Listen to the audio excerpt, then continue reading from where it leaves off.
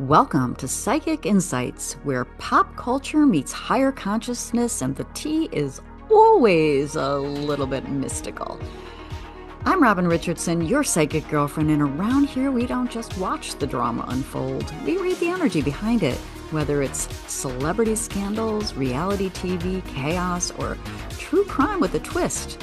I'm tuning in to bring you the intuitive scoop the headlines miss. So buckle up, because your aura's about to get entertained. Hello, welcome back to my channel. I'm Robin Richardson, and I am your psychic girlfriend. And I've got to tell you, I just listened to episode 1 of Love Trapped, the Owens v. Eckerd case. Oh my goodness. We need to talk about it. First of all, it was really well done. And I don't say that lightly. I was listening to it in my car, and I didn't even want to get out of the car. All right, so if you haven't listened to it, please run, don't walk, go listen to it. All right, it didn't feel sensational to me. It didn't feel chaotic, and it didn't feel like gossip dressed up as journalism. It felt measured. It felt investigative. And it felt real. It felt emotionally layered to me. And Stephanie Young, you did a great job, in my opinion, in my humble opinion. And as I was listening, I mean, you know what? You could just hear the escalation. You could hear the weight of what unfolded for Clayton. And I kept thinking, this isn't just a legal story. It's someone living out their human design. And you know me, love that. I'm learning that, you know. And I think, several episodes ago, I covered Clayton and his human design. So today I want to talk about two things. I want to first give credit to the podcast because I genuinely think that episode 1 was powerful storytelling. And 2, I want to break down Clayton's human design and explain why this entire experience makes energetic sense. I hope you buckle in and listen to, because I think it's pretty cool. And this isn't about attacking anyone. It's just really, obviously it's about understanding patterns. And if you're new to my channel, this is what I look at. It's my psychic opinion. It's, what I'm studying, human design, astrology, just my own insights. So if you've ever been misunderstood publicly or projected onto or turned into a character in someone else's narrative, this episode might hit for you. So let me start out with the podcast. What stood out to me immediately was the restraint. The tone wasn't frantic, and it wasn't trying to emotionally hijack the listener. It really let the timeline speak. It allowed space for nuance, and that matters to me. Because when you're dealing with a story that involves public accusation, reputational damage, legal escalation, tone is everything. And we've been covering the Laura Owens case. I've been following it for years now. Years!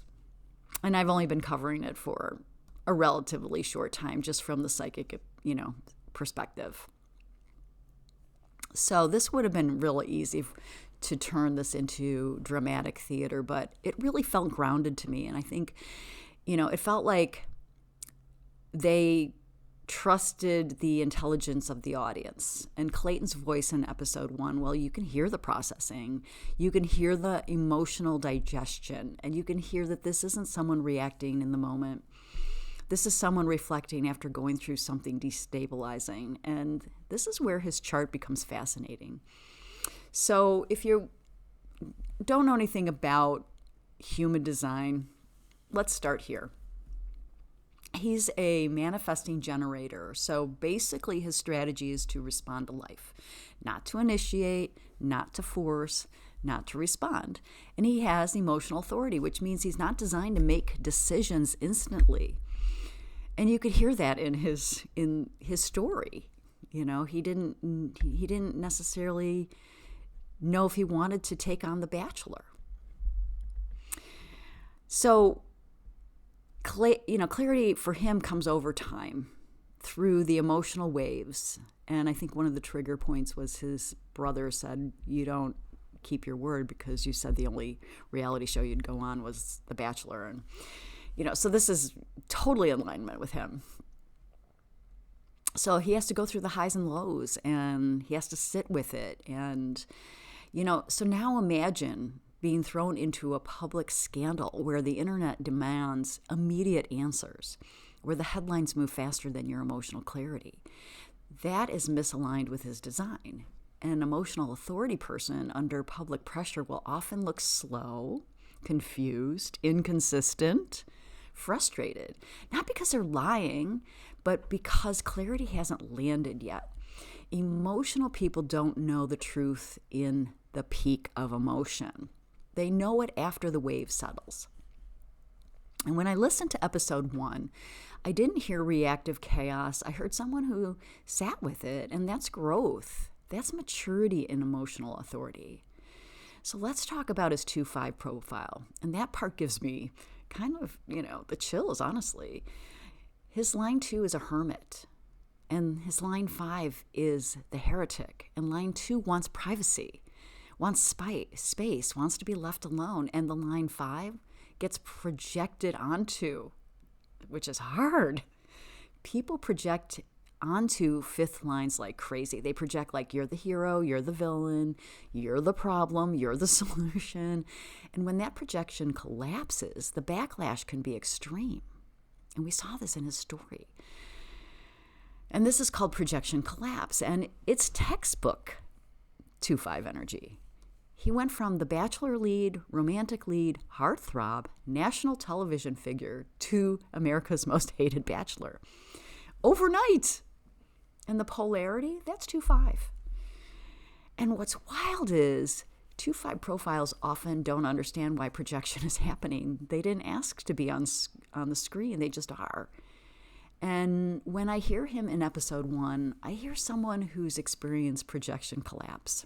The kind of public flip messes with your nervous system. And that's not random, that's design. Isn't this fascinating? I love this stuff, right? So he has a 3536 crisis channel. And this literally is the channel of crisis and experience. These are people who grow through upheaval, through emotional intensity. I'm so sorry, Clayton.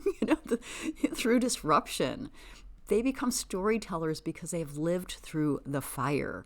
And when this channel is unconscious and immature, it can look chaotic. When it integrates, it becomes wisdom. And in episode 1, it felt like integration, not reaction, integration. He wasn't spiraling, he was reconstructing. And that's 3536 maturing. All right, he also has the channel of the thinker, and this one explains his tone beautifully. 61 is inner truth, 24 is rationalization, and his channel of 6124 has to make sense of things. It loops until something clicks. It revisits events. It reconstructs timelines. It replays conversations. And in trauma, this can become obsessive thinking. But when integrated, it becomes clarity. Listening to him talk, you can hear the processing, the reevaluating, the how did this escalate? And that's not performance, that's wiring. He also has the channel 1949, which is sensitivity and rejection. And this one is relational. This is about bonding, principles, emotional contracts. And when someone with this channel feels betrayed, it hits at a moral level. Not just inconvenience, a violation. And in episode one, what really stood out to me wasn't the legal stress. It was the emotional violation. And there's a difference. And this channel feels that difference deeply. So he feels this all deeply. All right, and he has a triple split definition, and this is really important. Triple splits process in layers. They don't integrate everything in one conversation. They often need time, different environments, which is interesting why he would move to Arizona, and have multiple discussions. And under stress, he can feel scattered, fragmented, pulled in different directions. And when integration happens, people with this channel become multi-dimensional narrators. And that's what this podcast feels like, a multi-dimensional retelling. So why does this podcast work? Well, it works because it allowed space for integration. It didn't rush to force emotional resolution, and it trusted pacing. It trusted the listener, and it trusted the process. And that's why it felt powerful to me, because it felt human, not performative. And so this is what I want you to take away from this. Sometimes when someone looks inconsistent publicly or reactive or confused in crisis, it's not always deception. Sometimes it's wiring under pressure, and that doesn't excuse behavior, but it contextualizes it. And understanding design gives you compassion with naivety, without the naivety. That's power. All right, so in closing, if you haven't listened to Love Trap, the episode 1, it's really worth your time. And whether you agree with everything or not, it's a fascinating study in public perception, escalation, and narrative control. And if you've ever felt projected onto, misunderstood, or flipped from hero to villain in someone's story, I have. Learning your human design can change how you process it, because sometimes you're not broken. You're just wired differently. And if you want more on human design, I'm loading up a, kind of a what this is, what's human design, and how to guide you through basics. Just the basics, because I'm learning too. And I find it so fascinating to learn more about your own personal blueprint. And when we look at public figures like Clayton, it becomes even more fascinating because we can relate to them a little differently. Not as a victim, not as a villain, but just as a human being. So let me know in the comments what you thought of Love Trapped. And if you haven't listened, go listen. It was amazing. I can't wait for episode 2, and I'm going to analyze that too from the spiritual psychic perspective, including human design maybe. I don't know. We'll see what comes up when I listen. All right. And as always, please stay grounded, stay perceptive, and don't let projection define you.